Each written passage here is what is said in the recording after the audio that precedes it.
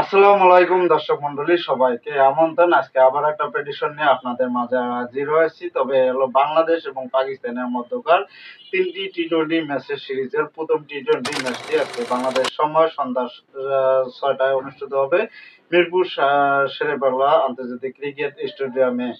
দুই দলের head to head prediction যদি আমরা খেয়াল করি, দুই দল অতীতে হলো মুখোমুখি হয়েছে টি-টোয়েন্টিতে মোট 22 বার। এর মধ্যে 19টি টি-টোয়েন্টি ম্যাচ হলো পাকিস্তান জয়লাভ করেছে এবং 3টি টি-টোয়েন্টি ম্যাচ মাত্র বাংলাদেশ জয়লাভ করেছে। মিরপুরের পিচ কন্ডিশন যদি দেখেন, মোটামুটি ব্যাটিং সহায়ক, বিশেষ করে কিছু কিছু সময় হলো বোলিং, বিশেষ করে স্পিনারদের জন্য অনেক সুবিধাজনক হয়ে যায়। মাঠের বৈচিত্র্য হলো উলটপালট হয়ে যায় কিছু কিছু সময়। সেক্ষেত্রে হলো ওই সুযোগে যারা স্পিনাররা ভালো পারফর্ম করবে তারা হলো এগিয়ে যাবে। আর এখানে ফার্স্ট ব্যাটিং আর সেকেন্ড ব্যাটিং বলতে কোনো কিছু নাই। এই মাঠে যারা হলো বোলিং, ব্যাটিং, ফিল্ডিং সব ডিপার্টমেন্টে খুব ভালো করবে, তাদের এই ম্যাচে জয় সম্ভাবনা রয়েছে। যে ভুল ত্রুটি করবে বা সুযোগ নষ্ট করবে, সেক্ষেত্রে তারা হলো পিছিয়ে পড়বে। তবে স্পিনারদের খুব গুরু দায়িত্ব পালন করতে হবে। বিশেষ করে আজকে একজন অন্তর্ভুক্তি হতে পারে, সেটা হলো নাসিম আহমেদকে আজকে স্পটে দেখা যেতে পারে এই পেস ইউনিটে, অর্থোডক্স স্পিনার। এর পাশাপাশি রিশাদ হোসেন আছেন এবং হলো শেখ মাহাদি হাসান আছেন।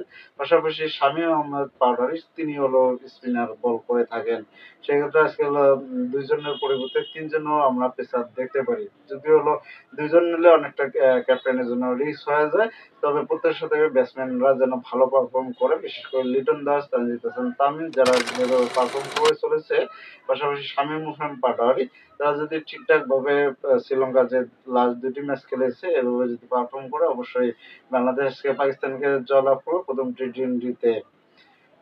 র্যাঙ্কিং এর দিক দিয়ে হলো পাকিস্তান অনেক এগিয়ে আর বাংলাদেশ অনেকটা পিছিয়ে।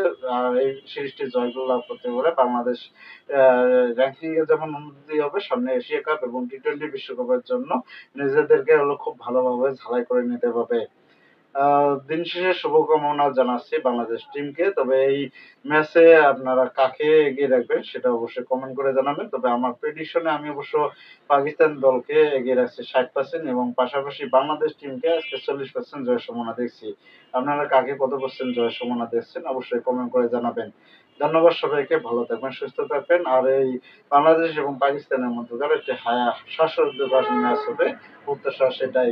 ধন্যবাদ সবাইকে।